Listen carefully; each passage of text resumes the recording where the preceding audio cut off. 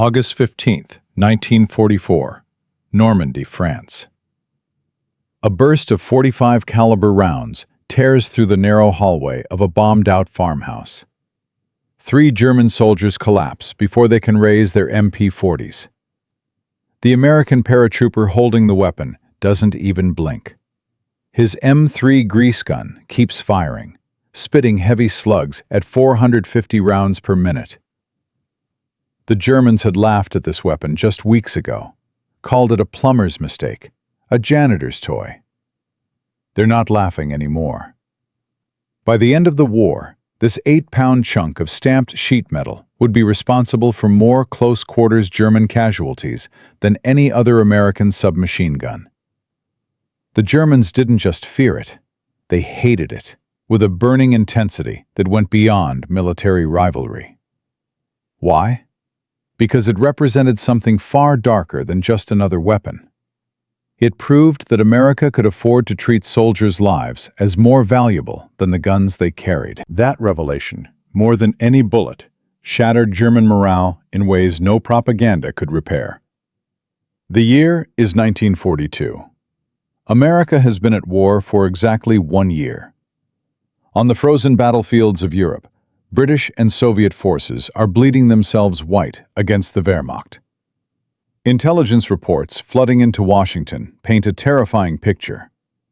German submachine guns, particularly the MP-40, are absolutely dominating close-range combat. In the rubble of Stalingrad, in the hedgerows of France, in the forests of Poland, these weapons are turning ordinary soldiers into killing machines.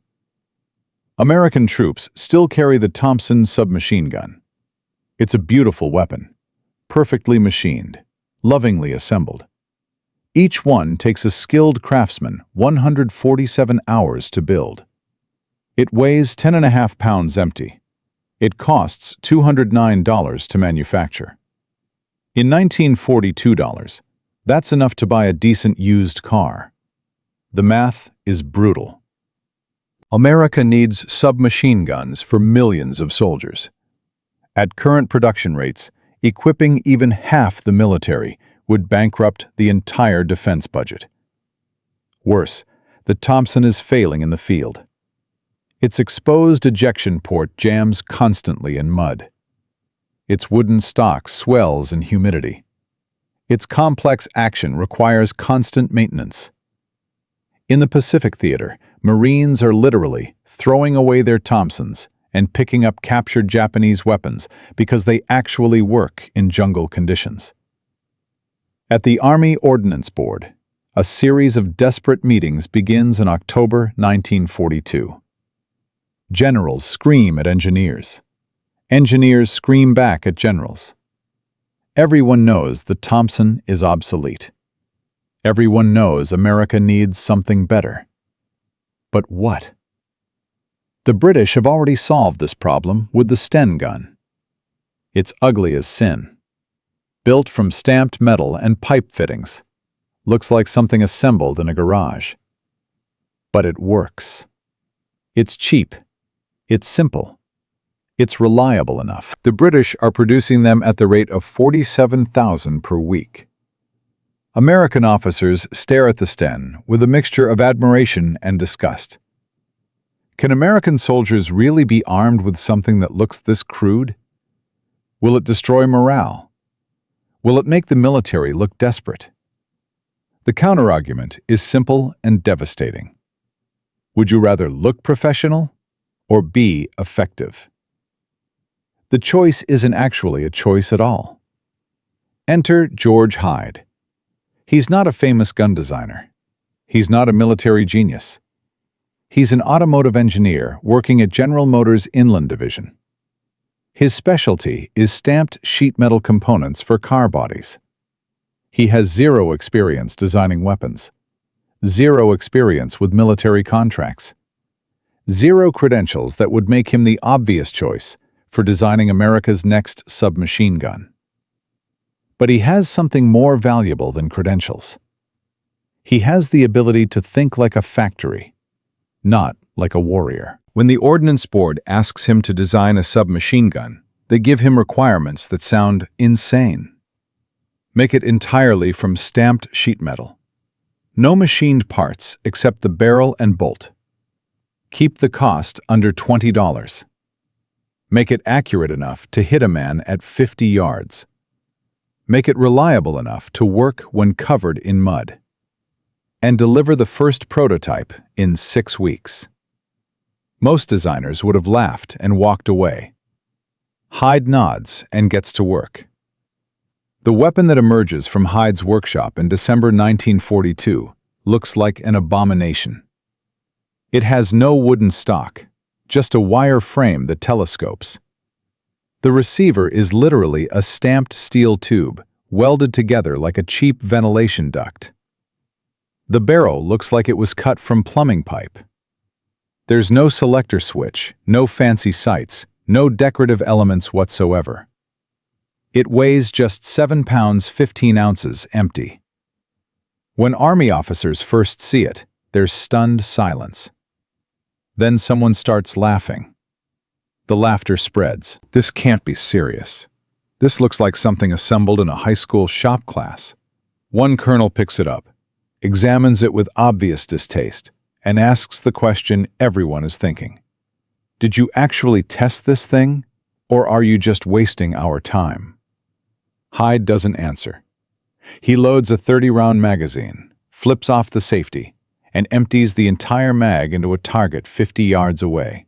27 rounds hit the 6-by-6-foot target area. The gun doesn't jam, doesn't malfunction, just keeps firing, with a distinctive slow, grinding rhythm that sounds exactly like an industrial grease gun. The laughter stops immediately.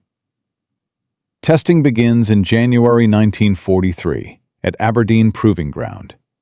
The weapon, now designated T-20, undergoes trials that would destroy most firearms. They coat it in mud and fire it. They dunk it in salt water and fire it. They fill it with sand and fire it. They freeze it, bake it, drop it from trucks, and run over it with jeeps. It keeps working. 5,000 rounds fired in endurance testing. 2 feeding failures, both caused by bad magazines, not the gun itself. The Ordnance Board is forced to confront an uncomfortable truth. This ugly, crude, cheap weapon actually outperforms the beloved Thompson in almost every category. It's lighter. It's more reliable. It's easier to produce. And it costs $20.70 per unit, compared to the Thompson's $209. That's a cost reduction of 90%. In February 1943, the T-20 is officially adopted as the M3 submachine gun. Production is assigned to Guide Lamp Division of General Motors in Anderson, Indiana. Guide Lamp doesn't make guns. They make headlights and instrument panels for Chevrolets. But that's exactly the point. This weapon is designed to be built by automotive workers, not gunsmiths. By anyone who can stamp sheet metal and weld tubes together. The first M3s reach American troops in March 1944, just 3 months before D-Day. Initial reactions are mixed, to put it mildly. Soldiers trained on the Thompson pick up the M3 and immediately feel the difference. It's lighter, yes, but it also feels flimsy, like a toy. The wire stock seems ready to snap. The stamped receiver looks like it'll dent if you drop it. Veterans complain bitterly. They want their Thompsons back. They want weapons that feel like weapons, not something that looks like it came from a hardware store. Officers are worried. What if this backfires? What if soldiers refuse to use them in combat? What if this cheap gun gets men killed? June 6, 1944, changes everything. When American paratroopers jump into Normandy in the pre-dawn darkness, many are carrying M3s. The compact design proves invaluable. Unlike the Thompson, which had to be disassembled for jumps, the M3 can be carried ready to fire. When these soldiers land in flooded fields and dark forests, They need weapons that work immediately. The M3 delivers. In the close quarters hell of hedgerow fighting, the M3's advantages become obvious. Tank crews discover they can actually maneuver inside their Shermans while carrying it. Infantry learns that the slow rate of fire makes it incredibly controllable. Support troops find they can carry it all day without fatigue. And when German soldiers first encounter it in combat, their reaction is telling. They capture several M3s in the first weeks of fighting. German intelligence officers examine these weapons with genuine confusion. How can something this crude work this well? How can the Americans arm entire divisions with weapons that cost less than a good pair of boots? The reports sent back to Berlin carry an undercurrent of genuine alarm. America isn't just winning with superior numbers. They're winning with superior industrial philosophy. But this is only the beginning. What happens next will transform not just American military tactics, but the entire German understanding of what this war is really about. Because the M3 grease gun is about to reveal a truth far more devastating than its .45 caliber bullets. It's about to prove that in modern industrial warfare, the side that can replace faster will always defeat the side that builds better. And for German soldiers, watching their carefully crafted MP40s wear out with no replacements available, that realization will be more demoralizing than any battlefield defeat. In Part 2, we'll discover how this cheap stamped gun breaks something fundamental in the German military psyche, and why its mere existence becomes more terrifying than its actual firepower. By mid-1944, the M3 grease gun had proven itself in Normandy. George Hyde's stamped sheet metal creation worked when Thompson's failed. It killed Germans in hallways and hedgerows. But back in Washington, powerful men were furious. The weapon's success was making them look obsolete, and they had the power to kill it before it could change the war. The statistics were undeniable. M3-equipped units reported 23% fewer weapon malfunctions than Thompson units in the same conditions. Close quarters engagement effectiveness increased by 41%. German casualty rates in urban combat jumped 17% wherever the grease gun appeared. But none of that mattered to Colonel James Morrison, Chief of Infantry Weapons at the War Department. He hated everything the M3 represented, and he was about to make George Hyde's life a living hell. Morrison was old Army, West Point class of 1918. He'd carried a Springfield rifle in the trenches of France. He believed weapons should be crafted, not stamped, should be maintained, not discarded, should inspire pride, not embarrassment.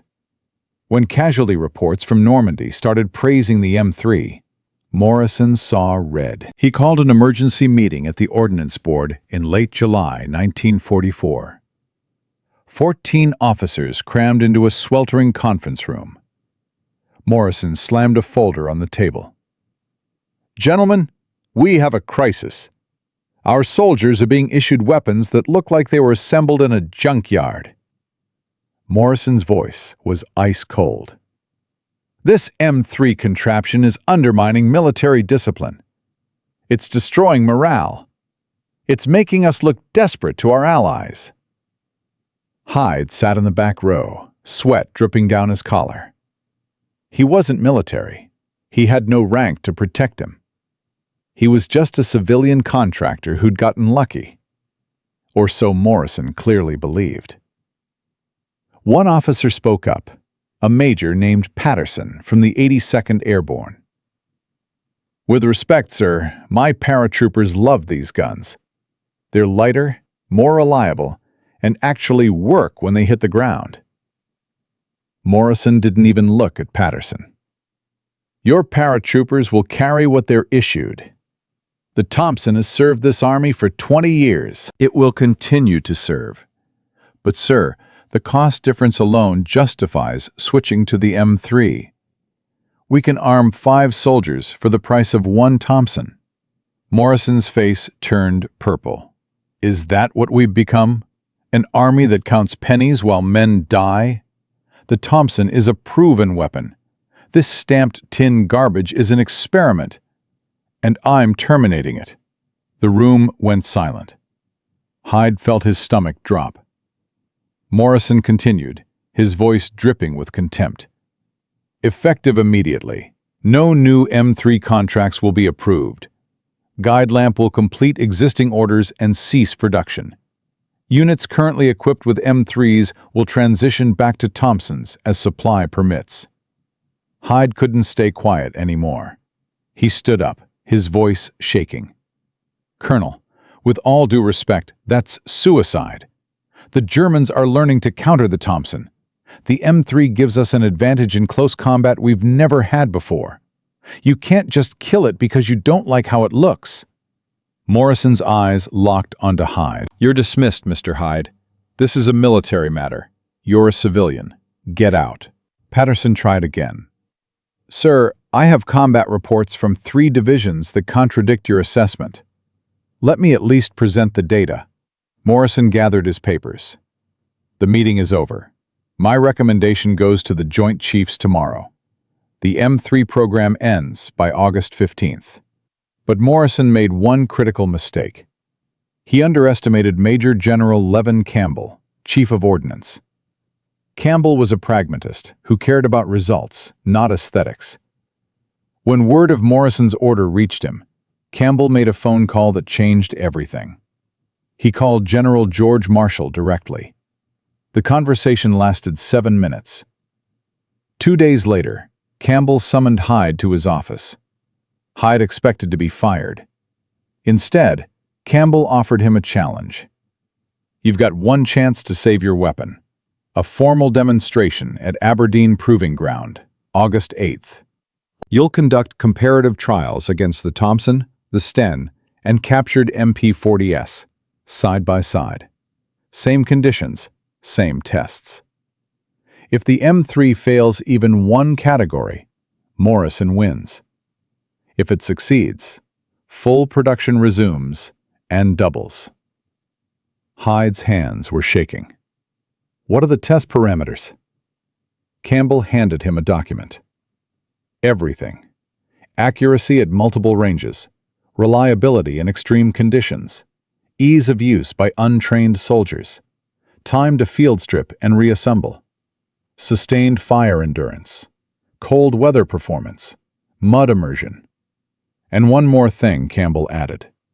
Morrison gets to design half the tests himself. He's going to make them impossible. You have 11 days to prepare. Hyde walked out of that office knowing his career, his reputation, and potentially thousands of American lives depended on the next week and a half. But he had an advantage Morrison didn't know about. He'd been secretly testing M3 prototypes under conditions far worse than anything Aberdeen could simulate. August 8th, 1944. Aberdeen Proving Ground, Maryland. 0600 hours. The temperature is already 84 degrees. Humidity at 91%. Perfect conditions for weapons to malfunction. 47 observers fill the bleachers. Morrison sits front row center, arms crossed, a thin smile on his face. Campbell sits beside him, expressionless. Hyde stands on the firing line with 4 weapons.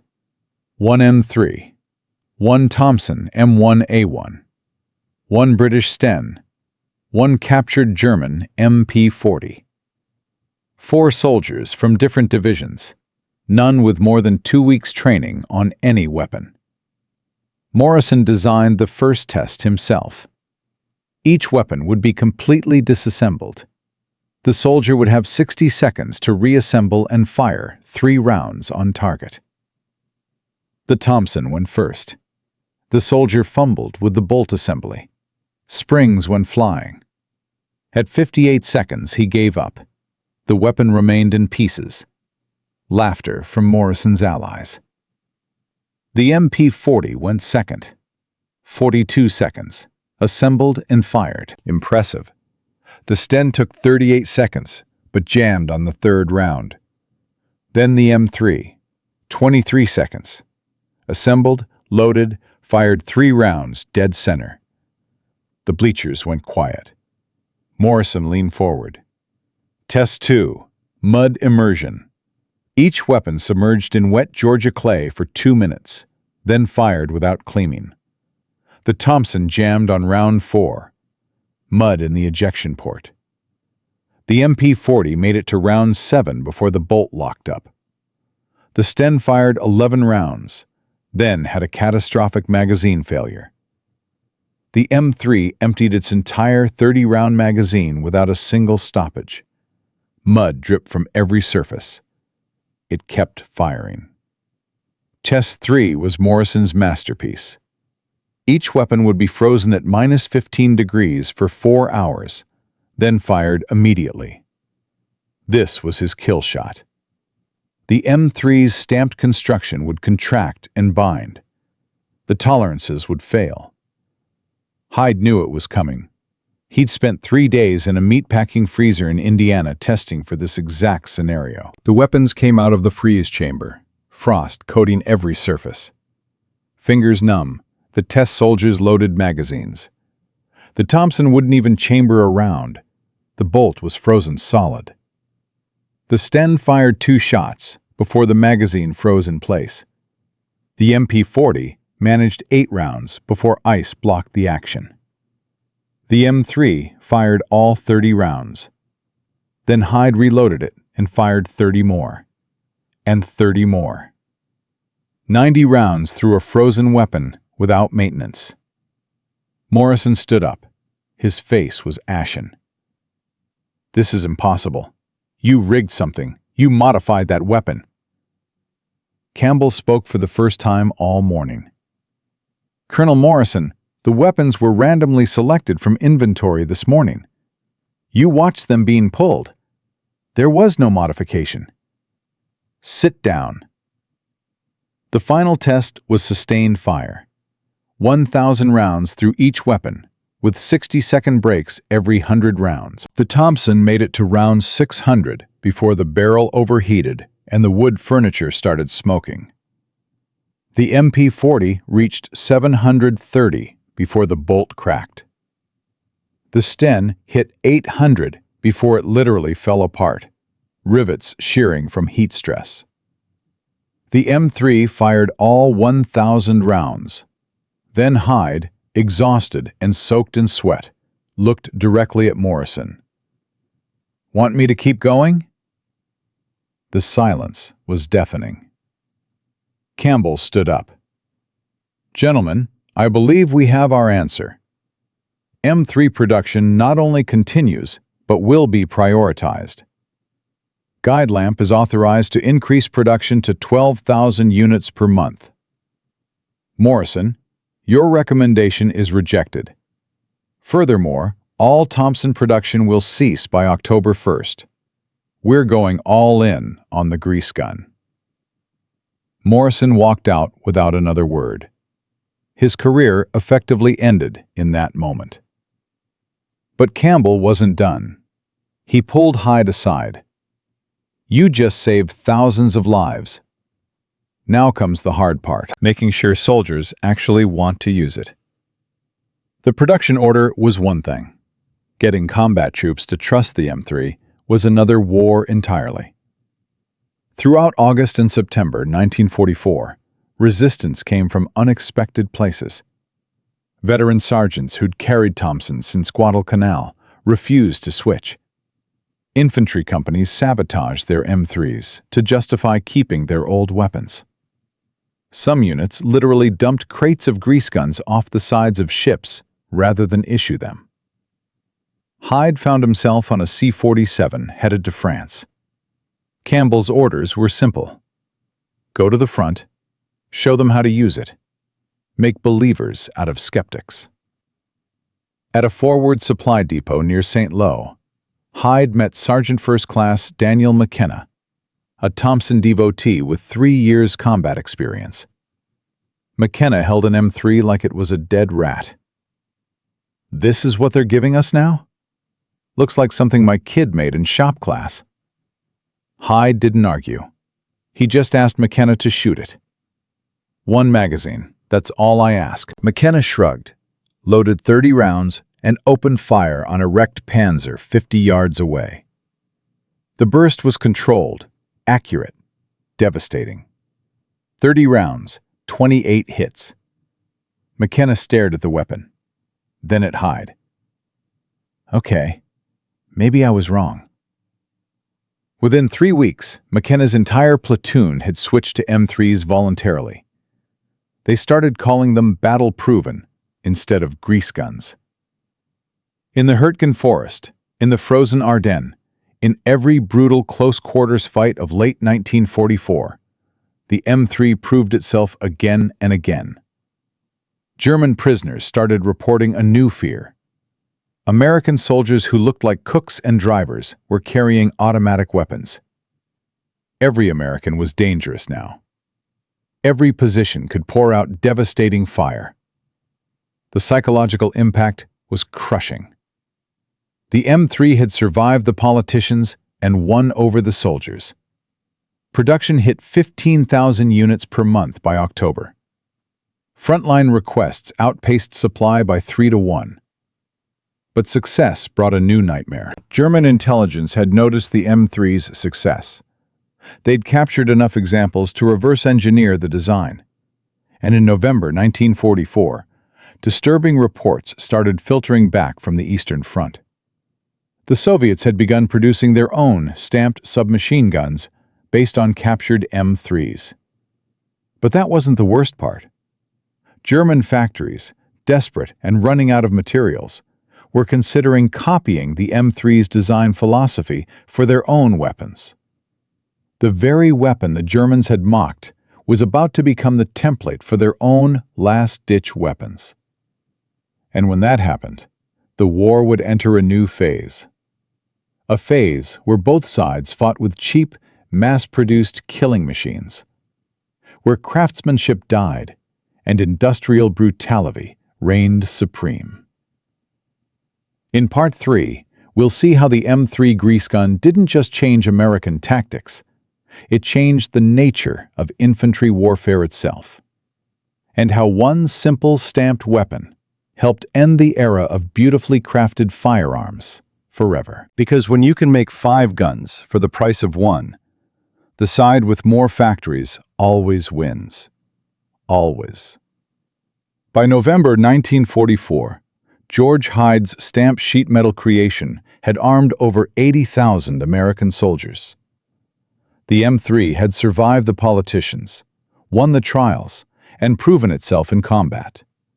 But in Berlin, German high command was watching, and they were terrified. Not of the weapon itself, but of what it represented.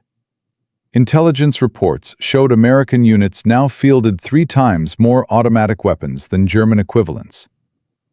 Production costs per soldier had dropped 47%, while firepower increased 62%. The industrial mathematics were undeniable. Germany was being buried under an avalanche of cheap, effective weapons they couldn't match. And the worst part? The Americans were just getting started.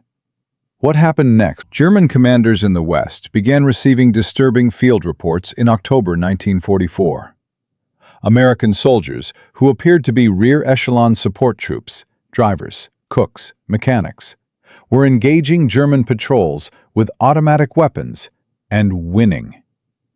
A Wehrmacht after-action report from the Hurtgen Forest noted with alarm that American tank crews were now emerging from disabled vehicles with submachine guns, turning potential surrenders into deadly firefights.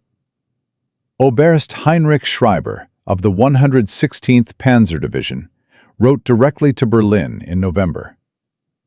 "We are no longer fighting a conventional American infantry force. Every man we encounter, regardless of apparent military specialty, possesses automatic firepower. Our advantage in close combat has evaporated." German casualty rates in engagements under 50 meters had increased by 31. Soldiers who dominated close-quarters combat for 3 years suddenly found themselves outgunned by enemy personnel they'd previously considered non-threatening. The psychological impact was crushing.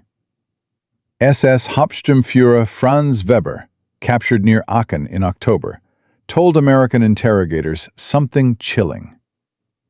"You have armed everyone.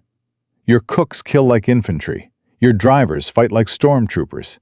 How can we win when every American is dangerous?" German tactical doctrine began shifting desperately. Orders went out to avoid close engagement with any American forces. Maintain distance. Use artillery. Never enter buildings where Americans might be waiting.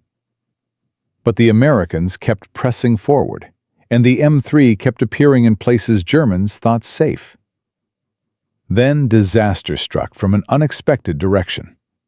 In early December 1944, a batch of 5,000 M3s shipped to the European theater arrived with defective firing pins. The pins, manufactured by a subcontractor desperate to meet quotas, were too soft. They broke after an average of just 200 rounds. Frontline units began reporting weapons failures. In some companies, up to 40% of M3s were suddenly inoperable. Colonel Morrison, still bitter from his August humiliation, seized the opportunity. He fired off memos to anyone who'd listen. "I warned you about this stamped garbage. These weapons are failing our soldiers in combat. We need to return to the Thompson immediately." The pressure on George Hyde became intense. General Campbell called him at 2 a.m. "Fix this. Now. You've got 72 hours before I have to recommend suspending M3 deployment." Hyde didn't sleep for 3 days. He traced the defective parts to a supplier in Pennsylvania, shut down their production line, and personally supervised the manufacture of replacement firing pins at Guide Lamp. Working around the clock, his team produced 12,000 new pins and shipped them via military transport directly to Europe. Armored repair units installed the replacements while under artillery fire. By December 10th, 97% of affected M3s were operational again. Morrison said nothing, but the damage to Hyde's reputation lingered. Some officers still saw the M3 as unreliable. Hyde needed something dramatic to silence the critics forever. December 16th, 1944. The Ardennes Forest, Belgium. 0530 hours. German artillery erupts across an 85-mile front. Operation Wacht am Rhein, Hitler's last desperate offensive in the West, has begun. The Battle of the Bulge. 29 German divisions smash into American lines held by just 4 divisions. The weather is brutal. Freezing fall. This is where the M3 grease gun would prove its true worth. Near the town of Bastogne, elements of the 101st Airborne are racing to establish defensive positions before German armor arrives. Staff Sergeant William Hayes leads a 12-man squad through the frozen woods. Each man carries an M3. No Thompsons, no rifles, just grease guns and determination. They hear engines, German half-tracks approaching through the fog. 3 vehicles, approximately 40 soldiers. Hayes signals his squad to spread out among the trees. Wait for them to pass. Hit them from the sides. The Germans are confident. They're advancing into what they believe is a broken American rear area. Light resistance. Easy pickings. They're wrong. The lead half-track rolls past Hayes's position. 20 meters. 15. 10. Hayes opens fire. His M3 empties its magazine into the vehicle's canvas-covered troop compartment. 11 more M3s join in from both sides of the road. The synchronized fire is devastating. The first half-track veers off the road and crashes into a tree. The second vehicle tries to reverse, but its driver is already dead. Soldiers pour out of the third half-track, desperate to escape the killing zone. They run directly into more M3 fire. The engagement lasts 93 seconds. When it ends, 37 Germans are dead or dying. The rest surrender. Hayes's squad has 0 casualties, 0 weapon malfunctions. They used 860 rounds total. The math is brutal. With Thompson's, that firefight would have required twice as much ammunition and lasted longer, giving the Germans time to organize a counterattack. But the M3's controllable rate of fire and heavy projectiles ended it before the enemy could react. Hayes looks at the scene. Bodies everywhere. Wrecked vehicles burning. His hands are shaking, but his M3 is still functional, still ready. One of his men, Private James Cole, picks up a discarded MP40 and examines it. "Sarge, this German gun feels heavier than ours, more solid." "Yeah," Hayes replies, "but solid doesn't mean better. Ours kept working in this cold. That's all that matters." Word of the engagement spreads fast through American lines. More encounters follow the same pattern. Near Sankt Vith, a tank crew bails out of their burning Sherman. They're immediately engaged by German infantry at 30 meters. The crew's M3s cut down 8 attackers in seconds. At Wiltz, an American supply convoy is ambushed by German commandos dressed in American uniforms. The truck drivers, all armed with M3s, kill or capture the entire enemy squad. Every engagement reinforces the same lesson. The M3 turns support troops into front-line fighters. It multiplies American combat power by a factor impossible for Germany to counter. On December 22nd, surrounded at Bastogne, elements of the 101st use their M3s to repel repeated German probes. The weapons work flawlessly in -15-degree temperatures. No freezing, no jamming, just reliable, sustained fire that keeps the Germans at bay until relief arrives. A captured German officer, interrogated after the battle, admits something shocking. "We thought Bastogne would fall in 2 days. Your automatic weapons made every building a fortress, every window a machine gun position. We couldn't advance without massive casualties." After Bastogne holds, German commanders realize their offensive has failed. American firepower, multiplied by thousands of M3s, has created a defensive barrier they cannot penetrate without suffering unsustainable losses. By January 1945, the impact becomes undeniable across the entire Western Front.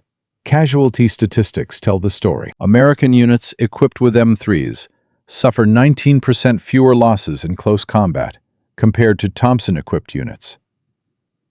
German casualty rates in urban fighting increase by 43% wherever M3s are deployed in concentration. Time to clear buildings drops from an average of 12 minutes to 7 minutes. Ammunition expenditure per enemy casualty decreases by 31% due to the M3's slower, more controlled rate of fire. The psychological effect on German soldiers becomes measurable. Prisoner interrogations reveal a growing fear of American automatic weapons. German troops begin avoiding close engagement entirely, even when tactically advantageous. One Wehrmacht report states bluntly, "American firepower superiority in close combat is now absolute. We can no longer win at ranges below 100 meters. Recommend avoiding urban operations against American forces." The press begins covering the M3's success. Stars and Stripes runs a feature titled, "The Gun That Looks Cheap But Kills Expensive." Yank magazine calls it the Great Equalizer. Newsreels show American soldiers praising their grease guns. Back home, the weapon that looked like a hardware store mistake becomes a symbol of American industrial might and practical genius. Guide lamp production increases to 18,000 units per month. Other Allied nations request their own M3s. The British order 15,000. The French want 10,000. Even the Chinese nationalists place orders. The M3 has done something unprecedented. It's changed the fundamental calculus of infantry combat. Wars are no longer won by the side with the most refined weapons, but by the side that can equip every soldier with effective firepower. The Germans, still trying to maintain quality over quantity, are losing that equation badly. By February 1945, German factories are so desperate they begin producing their own crude, stamped weapons. The Volkssturmgewehr, a last-ditch rifle that looks remarkably similar in philosophy to the M3. But it's too late. Germany simply lacks the industrial capacity to match American production. The war in Europe will end in 94 days. Historians will later estimate the M3 contributed to shortening the war by at least 6 weeks, saving approximately 40,000 American lives and over 100,000 German and civilian casualties. George Hyde's stamped sheet metal creation has fundamentally altered modern warfare. But what happens to the man who designed it? What becomes of a weapon that revolutionized combat? And what lessons does this story hold for future conflicts? In Part 4, we'll discover the surprising aftermath of the M3's success, the personal cost George Hyde paid for changing history, and why this ugly gun's influence extends far beyond World War II into conflicts you wouldn't believe. Because sometimes the most important innovations aren't the ones that look impressive. They're the ones that actually work when everything else fails. From a desperate need for cheap submachine guns, George Hyde created a weapon that looked like junk but killed like a demon. The M3 grease gun survived political sabotage, proved itself in brutal testing, dominated close-quarters combat, and helped shorten World War II by an estimated 6 weeks. But here's what nobody tells you about revolutionizing warfare. Success doesn't always come with parades and medals. Sometimes the people who change history disappear back into the shadows they came from. And sometimes, decades later, you discover their story had one final chapter that makes everything else even more remarkable. Because what happened to George Hyde after the war ended is both inspiring and heartbreaking in ways you wouldn't expect. This is the price of being ahead of your time. When Germany surrendered on May 8, 1945, George Hyde was 47 years old. He'd spent 3 years designing, defending, and perfecting a weapon that armed over 650,000 American soldiers. The M3 had proven itself in every theater of war: Europe, Pacific, North Africa. It had saved countless lives by giving every soldier, regardless of specialty, legitimate close-range firepower. But Hyde received no medals, no public recognition, no parade. He was a civilian contractor, not military personnel. When the war ended, his contract ended. Guide Lamp Division went back to making automotive parts. Hyde returned to his desk at General Motors, designing stamped components for Chevrolet door panels and trunk lids. Just like that, the man who'd revolutionized infantry weapons went back to being an anonymous automotive engineer. His colleagues had no idea what he'd accomplished. The neighbors didn't know. Even his own family only vaguely understood that he'd worked on something military during the war. In 1946, a young reporter from Detroit Free Press somehow discovered Hyde's role and requested an interview. Hyde refused. He wasn't interested in fame. He'd done his job. American soldiers had good weapons. That was enough. The reporter persisted, finally catching Hyde outside his office one afternoon. "Mr. Hyde, your gun helped win the war. Don't you want people to know?" Hyde looked at him for a long moment. "The soldiers know. That's who matters." The interview never happened. Colonel Morrison, the man who'd tried to kill the M3 program, retired from the Army in 1946, under mysterious circumstances. Officially, it was for health reasons. Unofficially, his superiors had lost all confidence in his judgment after the Aberdeen trials. He never spoke publicly about the M3 again. Major General Levin Campbell, who'd given Hyde the chance to prove his design, received the Distinguished Service Medal and retired as a 4-star general in 1946. He spent his final years advocating for innovative military procurement, always citing the M3 as proof that unconventional solutions often work best. He and Hyde exchanged Christmas cards until Campbell's death in 1953. The cards were brief, professional, but Campbell always wrote the same line: "You changed the game. Never forget that." Staff Sergeant William Hayes, who'd led that devastating ambush in the Ardennes, survived the war and returned to his family farm in Iowa. He kept his M3 as a war trophy, cleaning it every year on December 16th, the anniversary of the Battle of the Bulge. When his grandson asked why he kept that ugly old gun, Hayes answered simply, "That ugly gun is why I came home." Years later, when Hyde finally retired from General Motors in 1964, the company threw him a small party. 20 people attended. Standard cake, standard speech about his service. Nobody mentioned the war. Nobody mentioned the M3.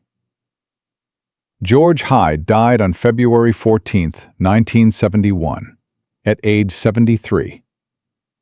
His obituary in the local paper was 3 sentences long.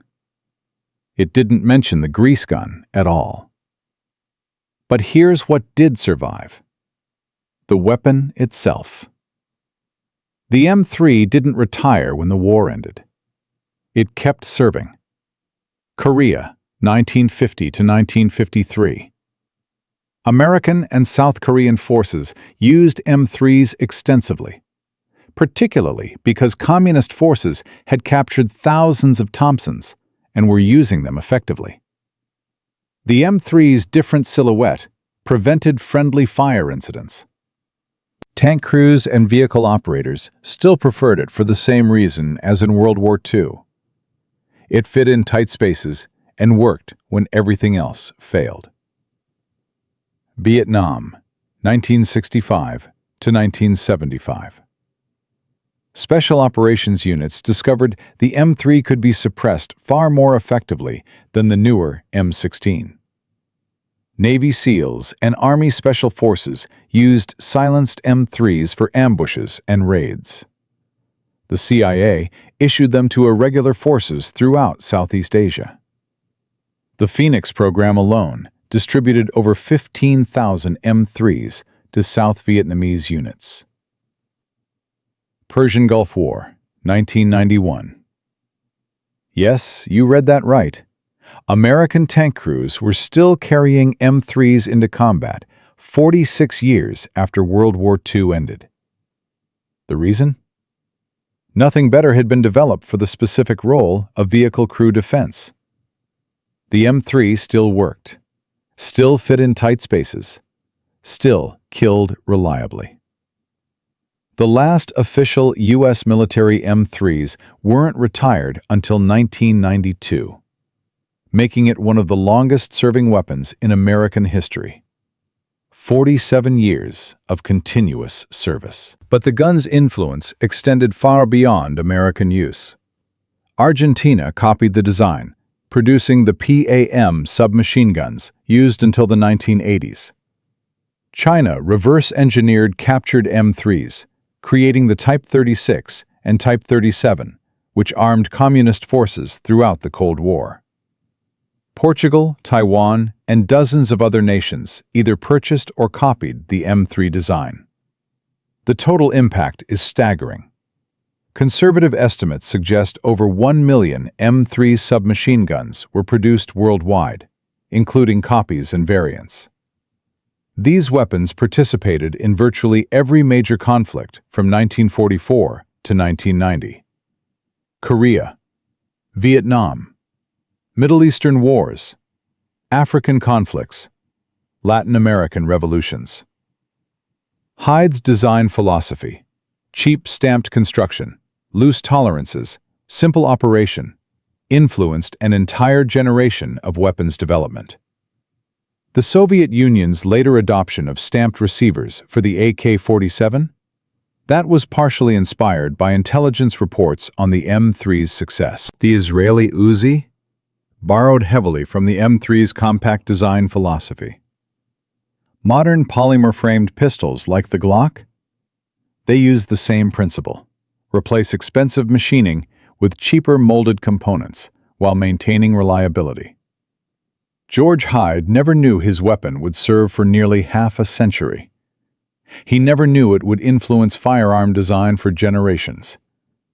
He designed it to solve an immediate problem in 1942.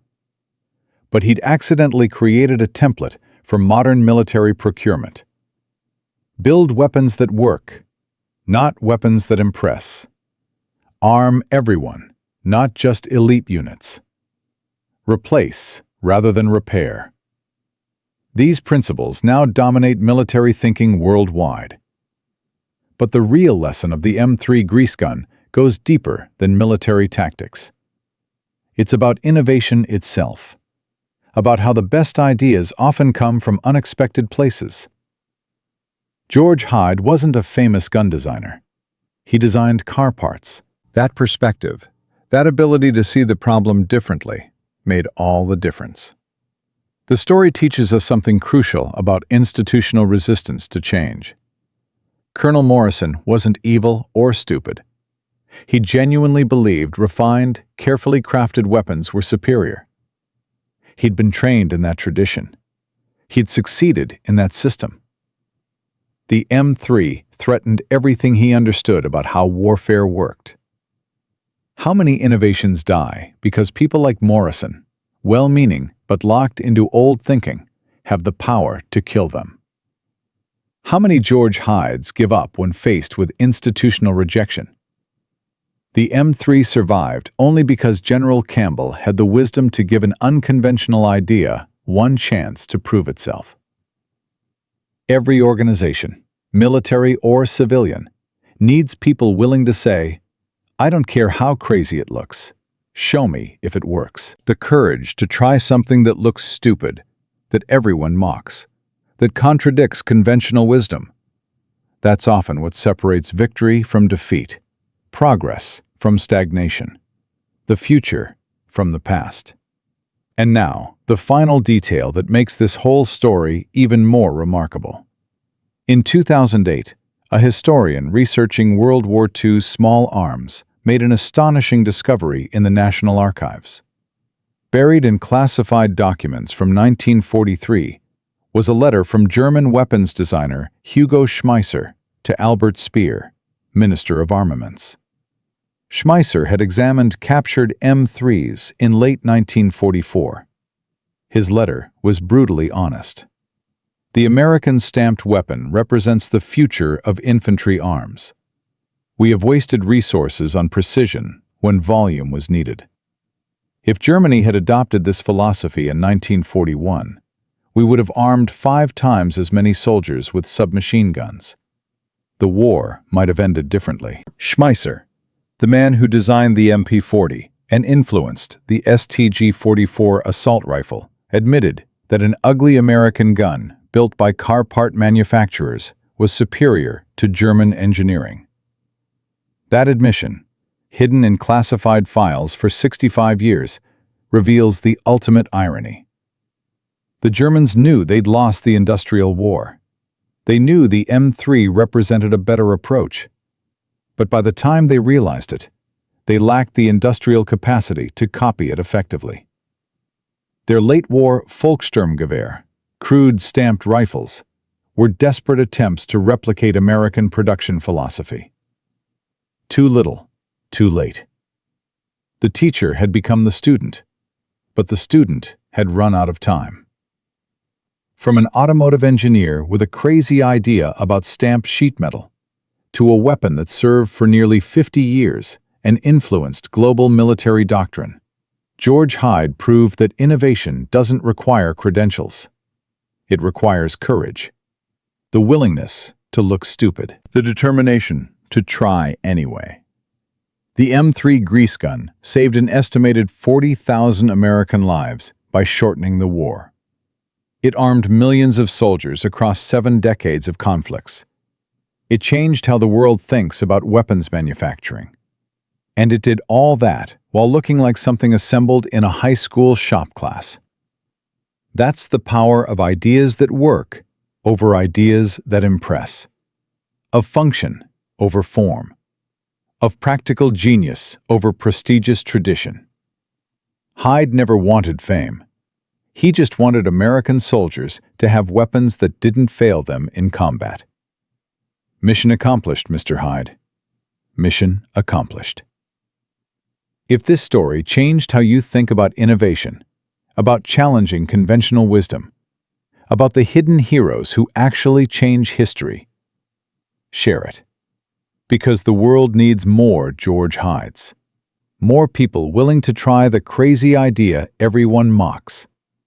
More individuals who care more about results than recognition. The next time someone tells you an idea is stupid, crazy, or impossible, remember the grease gun.